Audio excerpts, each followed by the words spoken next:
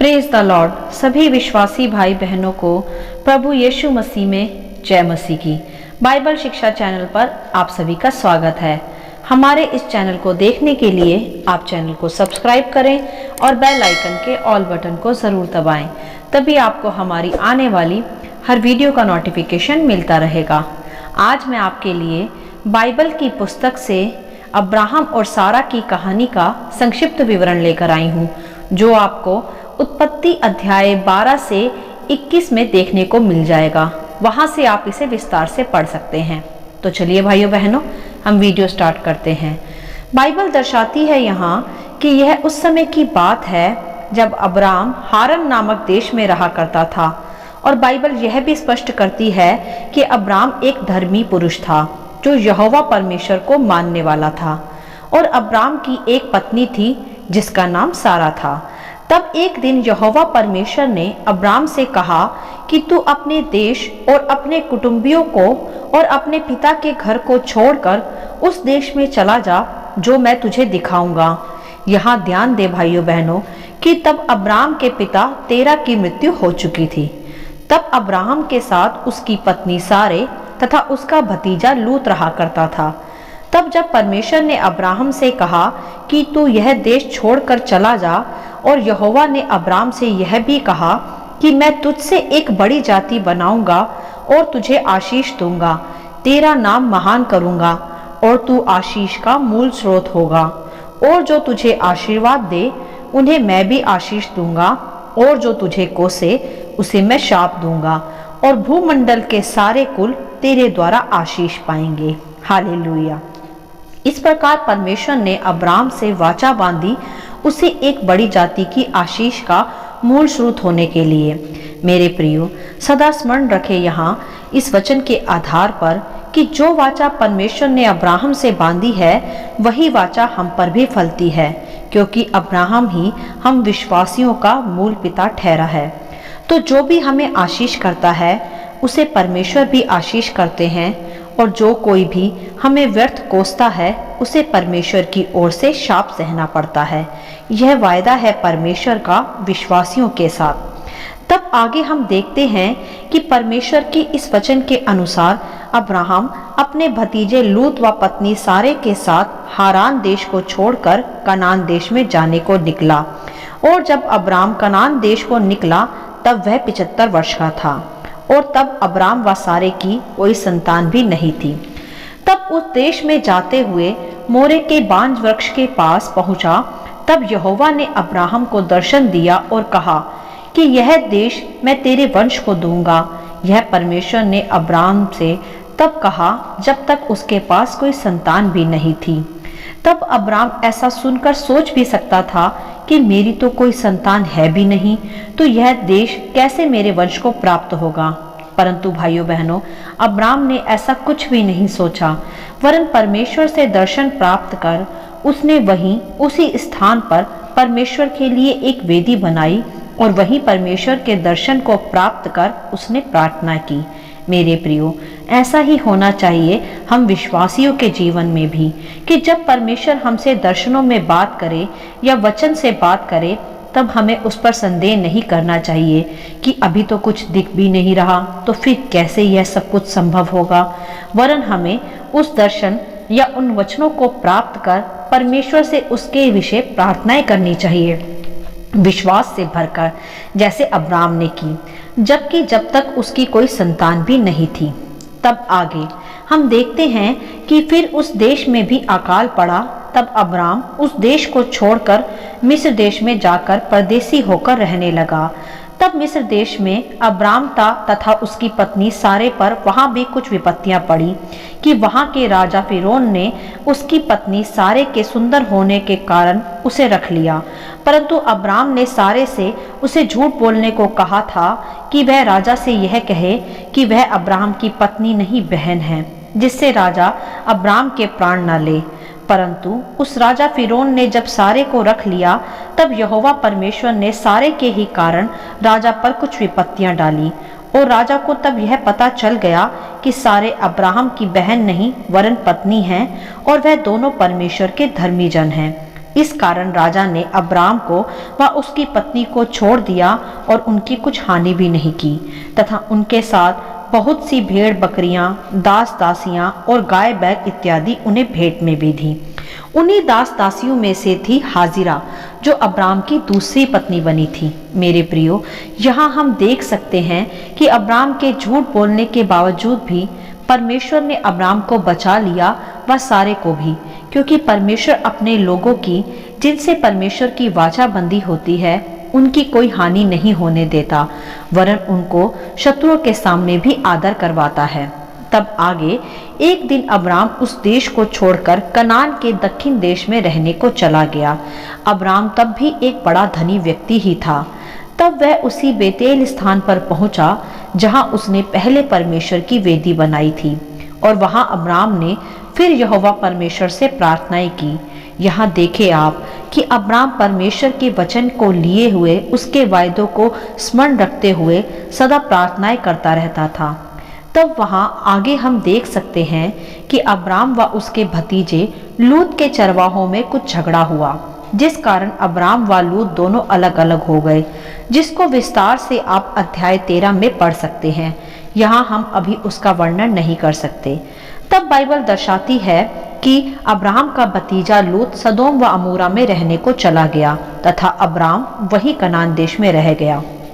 तब यहोवा ने फिर अब्राम से कहा कि आंखें उठाकर जिस स्थान पर तू है, वहां से जितनी भूमि तू देखता है, उस सब को मैं तुझे और तेरे वंश को युग युग के लिए दूंगा, और मैं तेरे वंश को पृथ्वी की धूल के किनकों के समान बहुत करूंगा। यहाँ तक कि जो कोई पृथ्वी के धूल के किनकों को गिन सकेगा, वही तेरा वंश भी गिन पाएगा। हालेलुया।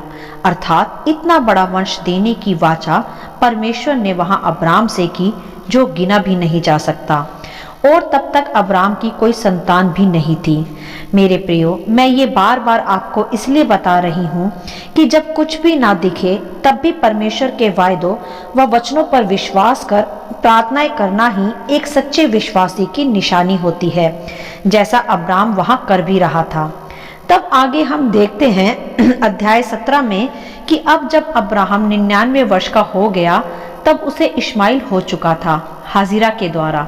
उसका उल्लेख भी यहाँ हम नहीं कर रहे, वह एक अलग विषय है। यहाँ हम देखेंगे अब्राहम की विश्वास योग्यता का परिणाम। तब जब अब्राहम 99 वर्ष का हो गया था, तब तक उसे वह पुत्र प्राप्त नहीं हुआ था जिसका वायदा यहोवा परमेश्वर ने उससे किया था, जिसके द्वारा अब्राहम का वंश बनता यहोवा की इच्छा में, और वह सारा से उत्पन्न होने वाला था। परंतु इश्माइल तो अब्राहम की दासी हाजिरा से उत्पन्न हुआ था, जो कि वाचा की संतान नहीं थी, वरन खुद की जन्माई हुई संतान थी, जो परमेश्वर की इच्छा में नहीं थी। तब परमेश्वर ने अब्राहम से फिर कहा दर्शन में कि मैं सर्वशक्तिमान ईश्वर हूँ, मेरी उपस्थिति में चल और सिद्ध होता जा। मैं तेरे साथ वाचा बांधूंगा और तेरे वंश को अत्यंत बढ़ाऊंगा। तब अब्राम मुंह के बल गिरा, क्षमा व पश्चाताप के साथ, क्योंकि उसने हाजिरा से विवाह कर एक पुत्र उत्पन्न किया था अपनी पत्नी सारे के कहने पर। तब परमेश्वर ने अब्राम से कहा कि देख, मेरी वाचा तेरे साथ बंधी है, इसीलिए तू जातियों के समूह का मूल पिता होगा, और अब तेरा नाम अब्राम नहीं अब्राहम होगा, क्योंकि मैंने तुझे जातियों के समूह का मूल पुत्र पिता ठहरा दिया है। और परमेश्वर ने फिर अब्राहम से कहा कि तू अब से अपनी पत्नी को भी सारे नहीं वरन सारा कहना, क्योंकि वह आशीषित जाति की मूल माता होगी। हालेलुया। तब अब्राम ममरे के बांज वृक्ष के बीच अपने तंबू के द्वार पर एक दिन बैठा हुआ था। तब वहां एक दिन 3 पुरुष उसके सामने आ खड़े हुए, और उन्हें देखकर अब्राहम मुंह के बल गिरा और दंडवत करने लगा, तथा फिर उन्हें जलपान भोजन के लिए उसने वहां उन्हें बैठाया। तब अब्राहम ने उनके भोजन के लिए उत्तम प्रबंध भी किया। तब उन पुरुषों ने पूछा कि सारा कहाँ है? तब उसने कहा कि वह तंबू के भीतर है। तब उन्होंने कहा कि हम वसंत ऋतु में फिर से तेरे पास आएंगे, और तेरी पत्नी सारा के एक पुत्र उत्पन्न होगा। तब सारा, जो तंबू के द्वार पर खड़ी थी, यह सुनकर हंसने लगी, क्योंकि उस समय सारा की उम्र लगभग 90 वर्ष और अब्राहम की उम्र 100 वर्ष की थी तथा उस समय सारा का मासिक धर्म भी बंद हो चुका था, अर्थात यह है कि उसमें अब बच्चा पैदा करने की सामर्थ्य नहीं थी। तब उन पुरुषों ने कहा कि सारा क्यों हंसी, क्या यहोवा के लिए कोई भी काम कठिन है? और उन्होंने कहा कि नियत समय में अर्थात वसंत ऋतु में मैं फिर से तेरे पास आऊंगा और सारा को एक पुत्र उत्पन्न होगा। अर्थात ऐसी बात वहां कही गई जो बिल्कुल ही असंभव सी जान पड़ती थी। इसीलिए यह सुनकर सारा संदेह में हंस पड़ी, क्योंकि वह उस समय में सच में बहुत बूढ़ी हो चुकी थी, जिस उम्र में संतान उत्पन्न नहीं की जा सकती थी। उस समय में वह ऐसी अद्भुत बात को सुन रही थी, परंतु वहां परमेश्वर ने कहा भी कि क्या कोई भी बात परमेश्वर के लिए कठिन है? तब फिर वह पुरुष ऐसा कहकर वहां से चले गए। तब फिर यहोवा ने जैसा कहा था वैसा ही सारा की सुधि ली और परमेश्वर के वचन के अनुसार सारा अब्राहम से गर्भवती हुई। वह ठीक उसी नियुक्त समय पर जो परमेश्वर ने बताया था सारा के एक पुत्र उत्पन्न हुआ और फिर अब्राहम ने उस पुत्र का नाम इसहाक रखा, क्योंकि परमेश्वर ने ही अब्राहम से कहा था पहले ही कि निश्चय ही तेरी पत्नी सारा के तुमसे एक पुत्र उत्पन्न होगा और तू उसका नाम इसहाक रखना। इसीलिए उसका नाम इसहाक रखा गया, एक खुशी के रूप में। हालेलुया। और तब इसहाक ने अब्राहम ने परमेश्वर की आज्ञा के अनुसार 8वें दिन इसहाक का खतना करवाया। और बाइबल यह भी स्पष्ट करती है कि जब इसहाक उत्पन्न हुआ तब अब्राहम 100 वर्ष का था। तब फिर सारा ने कहा कि परमेश्वर ने मुझे प्रफुल्लित किया है और देखो मुझे बुढ़ापे में एक पुत्र उत्पन्न हुआ है। हालेलुया। तो यहाँ जो सारा अपने बुढ़ापे में पुत्र उत्पन्न होने की बात को सुनकर आश्चर्य कर रही थी, अब वही सारा उसे पूरा होते हुए देख धन्यवाद कर प्रफुल्लित हो रही थी।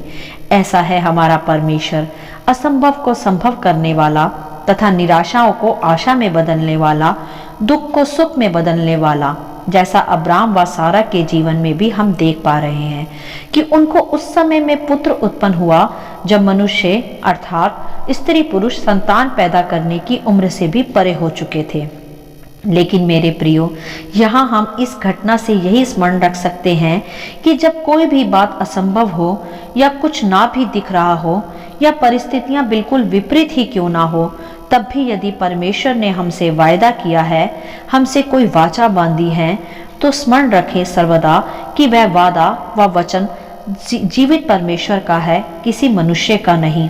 जो पूरा ना हो वह अवश्य पूरा होगा, क्योंकि वह वाचा सर्वशक्तिमान सृष्टि के कर्ता परमेश्वर ने बांधी है, जिसकी कोई समय सीमा नहीं, कोई उम्र नहीं। वह असीमित परमेश्वर है। वह अपने वायदों को किसी भी समय जो उसने निर्धारित किया हो उसे अवश्य पूरा करता है, चाहे फिर मनुष्य की आयु या सोच उसके अनुसार हो या नहीं। वह असंभव को संभव करने वाला तथा निराशाओं में भी आशा उत्पन्न करने वाला, निर्जल भूमि पर मेह बरसाने वाला परमेश्वर है। बस हमें उसके वायदों व वचनों को लेकर सदा विश्वास से भरकर प्रार्थनाएं करनी चाहिए। चाहे देरी हो तब भी हमें आशा नहीं छोड़नी चाहिए। जैसे अब्राहम ने भी हर स्थान पर परमेश्वर से प्रार्थनाएं की, उसकी वाचा का आदर किया और वह फिर एक बड़ी जाति का मूल पिता ठहरा 100 वर्ष की आयु में भी। अर्थात जब अंत लगने लगे तब उसकी शुरुआत हुई। अर्थात यह है कि जहाँ हमारी सोच समाप्त हो जाती है वहाँ से परमेश्वर की सोच आरंभ होती है, क्योंकि उसकी सोच व हमारी सोच में जमीन आसमान का अंतर है। वह असंभव को संभव करने वाला परमेश्वर है। बस हमें धीरज के साथ, विश्वास के साथ परमेश्वर के वायदों को स्मरण रखते हुए सदा प्रार्थनाएं करनी चाहिए और सदा उसके वायदों पर विश्वास करना चाहिए।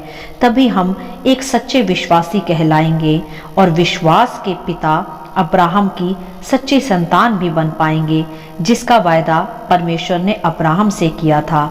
हम उसी वायदे की संतान हैं और हम इसी कारण विश्वासी भी ठहरे। हालेलुया। आशा करती हूँ इस कहानी का संक्षिप्त विवरण आप सभी को समझ में आया होगा। परमेश्वर आपको अपनी पवित्र आत्मा की भरपूरी से सदा भरता रहे।